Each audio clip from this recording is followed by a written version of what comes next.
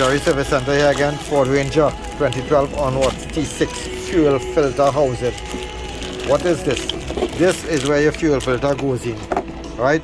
So it's a kind of like a primer pump. So it has the electronic wire here that jacks it into the vehicle.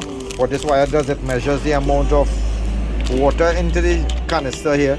So when you get condensation and the fuel system canister gathers water, it brings on the light. Sometimes the sensor goes and you have to change the whole canister. We have it in stock, right? So again, it's the fuel filter housing complete with the canister. We have it both new and used. We have a used department selling used parts for all the model pickups, right? That's all the used department sell pickup parts used, from engine, gearbox, transmission, body parts, switches, doors, dashboard, lights, every single thing for used pickups.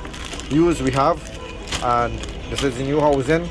Give us a call at 6710713. We deliver at Jerry Service Center Limited.